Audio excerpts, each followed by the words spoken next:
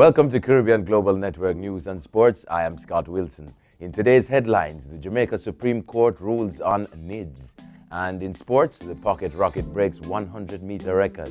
Thanksgiving service for Dorraine Samuels today. The Thanksgiving service for the life of late broadcast legend Dorraine Samuels, the beauty queen turned program host who made radio her kingdom for almost 4 decades, is being held today, Monday, April 15. The service starts at 10 a.m. at the University Chapel at the University of the West Indies, Mona. Samuels, a widow and mother of 3, died on March 26 at age 59 after battling cancer. The loss signals the end of an era when Samuels and Alan Magnus ruled as morning monarchs on the airwaves of RGR for decades. NIDS ruling a victory for the Jamaican people, says the PNP.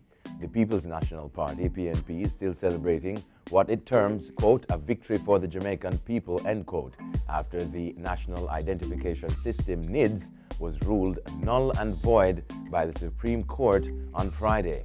This ruling delivered a big blow to the Andrew Holness-led administration, which was pushing for its implementation.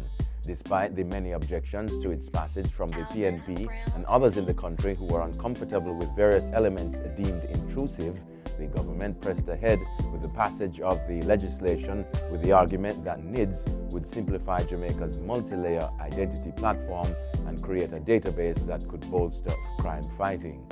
Friday's unanimous decision was handed down by a full court panel comprising Chief Justice Brian Sykes and Justices David Batts and Lisa Palmer Hamilton. NIDS implementation was challenged in court by Julian Robinson of the PNP. Jamaica on alert amidst measles outbreak in the U.S. Vigilance is now being exercised at Jamaica's ports as a result of a measles outbreak in the United States, Minister of Health Dr. Christopher Tufton says. The health minister says the ministry has been taking precautionary measures while avoiding panic in the public.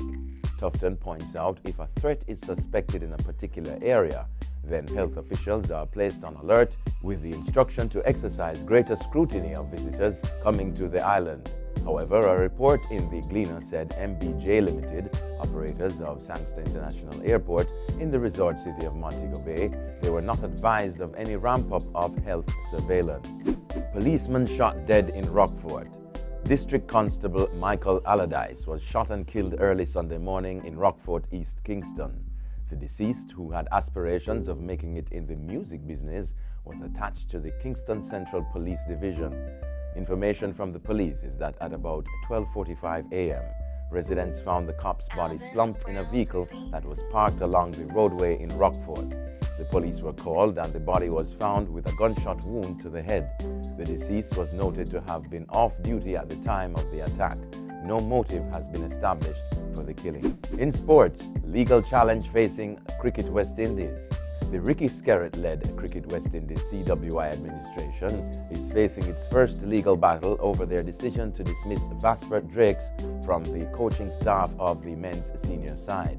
Drake's attorney, Barbadian QC Ralph Thorne, said CWI's actions were, quote, unlawful and would be proceeding with court action to gain either reinstatement or compensation. CWI on Thursday announced that interim head coach Richard Pybus, along with his coaching staff, had been removed ahead of next month's ICC World Cup. Former Barbados and West Indies captain Floyd Reefer has replaced Pybus. Drakes had been recalled for the recent tour of England after Englishman Pybus was controversially appointed head coach in January. However, Thorne said Drakes had been surprised and very disappointed with the sudden turn of events. Alia Atkinson shines in Virginia. Olympian Alia Atkinson recorded a season best time in her breaststroke finals at the 2019 TYR Pro Swim Series in Richmond, Virginia on Thursday. In the B final of the 100-meter breaststroke, Atkinson was the first to the 50 with a split of 32.36. Atkinson also had the fastest closing 50 meters of 36.19 to win easily by over a second in a time of 1 minute 08.55 seconds.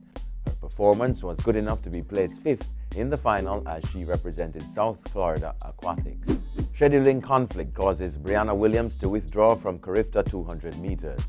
Brianna Williams may not be representing Jamaica in the 200 meters at the upcoming Carifta Games which is scheduled to begin this weekend, April 20 to 23, in the Cayman Islands.